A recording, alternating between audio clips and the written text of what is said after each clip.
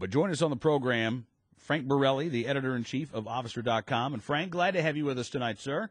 Good evening, Cam. Always a pleasure. Oh, it's good talking to you. Hey, before we get too far into this, I Yeah. want you to know that I'm filing a lawsuit against a cereal-making company for putting toys in their cereal, because when my son begs me for cereal because there's a toy in there, I just don't have the strength to say no. Really? Yeah. Well, I guess you and Monet. Yeah, but I don't belong to any political group that's trying to make us all eat healthy or something. That's such a ridiculous situation. It is, Frank. And what's so ridiculous about this is there's no desire among a majority of the American people to ban Happy Meals. Most of us don't care about that. Most of us can actually tell our kids no, and while it might hurt us a little bit to see the tears well up in their eyes, we know that we're not doing them lasting harm by saying, no, you can't have something. But we're not as forward-thinking as those good folks on the West Coast. I mean, come on. Actually, you know what? We are. We're more forward-thinking. Because I can look at my 5-year-old twins, and I can see them when they're 25.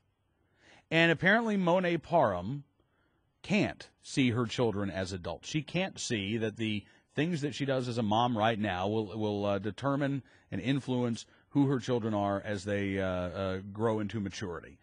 I think you and I can, Frank, and we know that it's okay to tell our kids no at the age of 6. They're not going to freak out on us at Thanksgiving when they're 24 and say, remember when I asked for that cereal and you told me no, Dad? Do you remember that?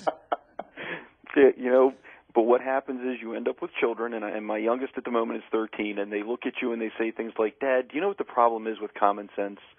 And you say, what, son? And he says, it's uncommon. That's what happens when you raise them after you've said no a few times and you've taught them reality and how to be responsible. And when you try to raise them to have some self-reliance, it's a different world. But anyway. Yeah, I guess I'll skip the cereal lawsuit. It's not going to work. All right, yeah, I'm not going to – I wouldn't have you on the program defending that one. Just leave my Count Chocula alone, okay? It only comes out like 3 months out of the year. Just don't go after my Count Chocula. Hey, if there's no toy in it, you're okay. Okay. Let's see. Oh, a couple of things that I wanted to talk with you about.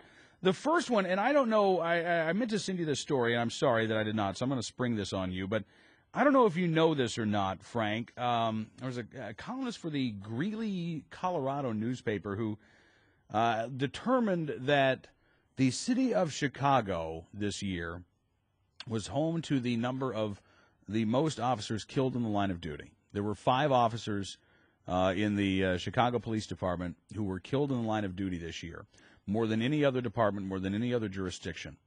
And this columnist just happened to, he just pointed out that Chicago had the most restrictive gun laws in this country, and they didn't do anything to help those 5 police officers who were murdered. Can we please drop this argument that somehow gun control laws will make our law enforcement officers any safer?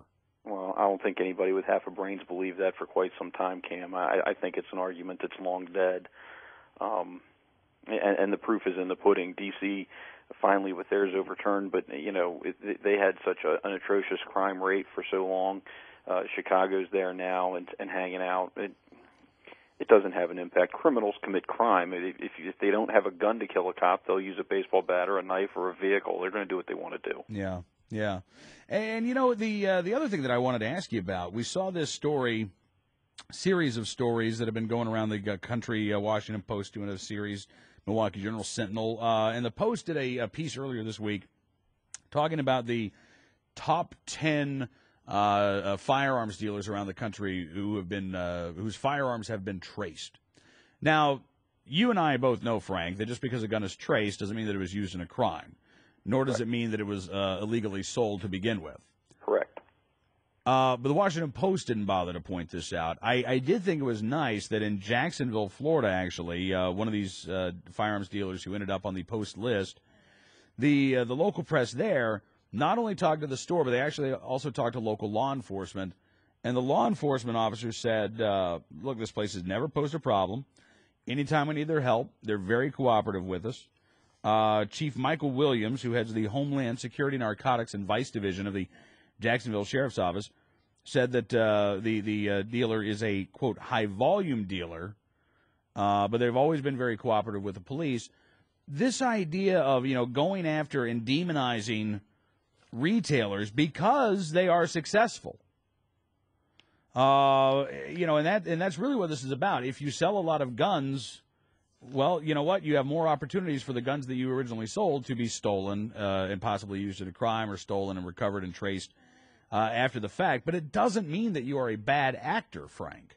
No, and I think it speaks well that the law enforcement professionals there readily said, they're cooperative. We don't have a problem with them. This is a set of circumstances that is what it is. I mean, if you have a car dealer who sells a whole lot of cars and some of them are stolen, that doesn't make them bad dealers either. I think it speaks well, though, to both the dealership, the gun dealer there, and that sheriff's office, that they work well and cooperatively together. That is what the imperative thing is when we look at it. That's the necessary cooperative arrangement. Yeah, well, and I know that it has to drive gun control advocates crazy because, we've talked about this on the program before. If you have an anti-gun mayor and the mayor gets to appoint a police chief, chances are that police chief is going to espouse anti-gun viewpoints. But most places around the country, what you will find is, everybody's got a gun store in any city that, and sometimes there may be 2 or 3 or 4 gun stores that are very popular with law enforcement officers. And there really, I think, is a good working relationship between the cops on the beat and the local gun stores because, again, they have a lot in common. They're on the same side. But the gun control advocates want to portray that relationship as very adversarial because it benefits them. Absolutely. And this is what's important to notice here. We're talking about a sheriff's office in Jacksonville, and we've had this conversation as well. Mm-hmm. Chiefs are political appointees, and they have to toe a line. That doesn't mean they're line troops do.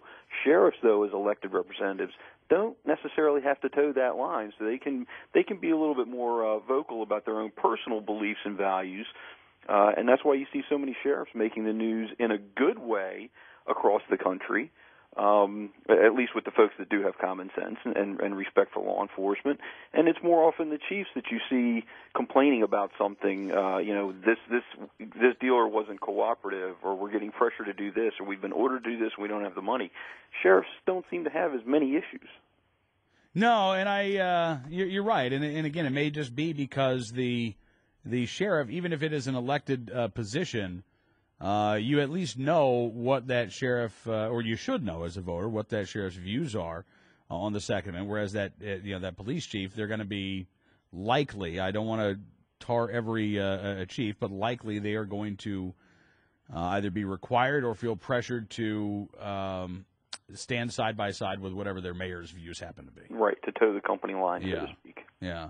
Well, Frank, again, sir, I'm glad you could join us on the program. And the next time your youngest asks for cereal with a toy in it, you know what? Just get him some bran flakes instead.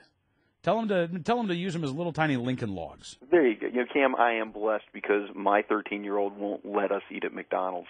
He won't let you. He won't let us. He to heck with the Happy Meals. He actually read the nutritional information and went, "My God, why would you want to get that fat that fast?" Really? And doesn't even want to eat at McDonald's. All right, you say you're blessed. But we have a Roy Rogers down the street, and he'd eat there twice a day. So I don't think they have Happy Meals. I'm not sure. They have Happy Trails, cool. I believe, at Roy Rogers. All right. All right, Frank. Have a great evening, and happy trails to you, sir.